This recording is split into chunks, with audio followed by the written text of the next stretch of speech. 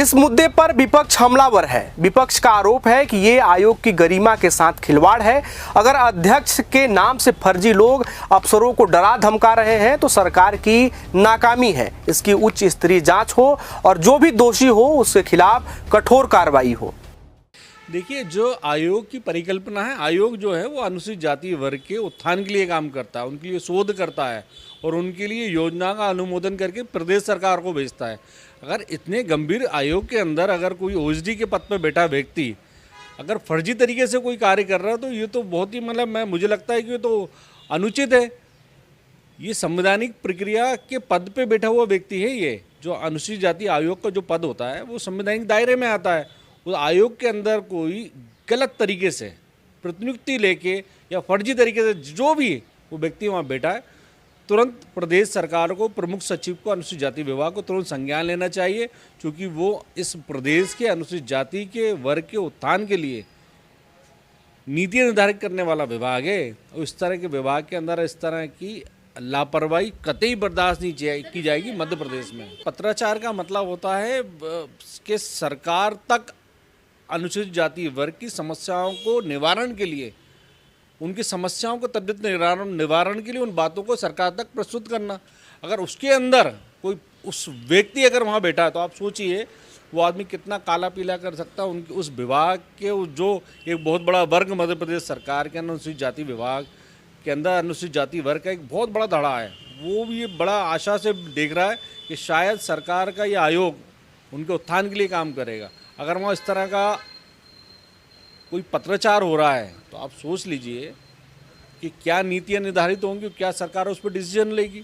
हो सकता है वो आदमी कहीं भ्रष्टाचार को जन्म दे रहा हो, पत्रों के माध्यम से किसी के ऊपर अलग तरह से अड़ी डाल रहा हो, या कोई उगाही की बात कर रहा हो, या किसी विभाग या किसी व्यक्ति विशेष के ऊपर अनगल रूप से अड़ी डाल रहा हो। तो ये तो बड़ा दुर्भाग्य का विषय। और तत्काल अनुसूचित जाति आयोग के अध्यक्ष को भी और प्रदेश के अनुसूचित जाति विभाग के मंत्री को भी और स्वयं इस पर प्रमुख सचिव को भी संज्ञान लेना चाहिए और इस तरह के जो व्यक्ति हैं उनके ऊपर विधिवत कोई कार्रवाई करनी चाहिए, ताकि कोई अनहोनी अनहोनी ना हो जाए प्रदेश में।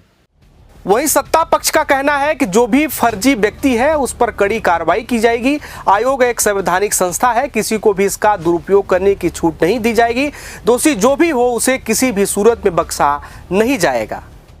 नहीं, निश्चित रूप से जहाँ भी गलत हो रहा है उसको सरकार संज्ञान लेकर कार्रवाई समय समय पर करती रहती है। आप लोगों के माध्यम से भी कोई विषय हमारी जानकारी में आता है, सरकार की जानकारी में आता है, तो डॉक्टर मोहन यादव की सरकार है, कानून का राज स्थापित करने का काम कर रही है और निश्चित रूप से जहाँ जो भी दोषी पाया जाएगा उसके खिलाफ कठोरतम कार्रवाई की जाएगी। नहीं, निश्चित रूप से आपके माध्यम से जो विषय संज्ञान में आया है, डॉक्टर मोहन यादव की सरकार है, कानून का राज है, पूरे विषय को संज्ञान में लेकर जो भी कठोरतम कार्रवाई है उस पर की जाएगी। पूरे विषय की जांच के आदेश सरकार देगी और उसमें दोषी जो भी पाया जाएगा उसको सजा देने का काम किया जाएगा। विधि विशेषज्ञ की माने तो ये सीधे तौर पर आईपीसी की धारा 419 छद्म रूप धारण करके धोखा देना, धारा 420 ठगी, धारा 465 और 471 जालसाजी और फर्जी दस्तावेज का इस्तेमाल का मामला बन सकता है। साथ ही सरकारी पद का दुरुपयोग और आईटी एक्ट की धारा 66D भी लग सकती है। यदि जांच में साजिश मिली तो आपराधिक मुकदमा भी कायम किया जा सकता है।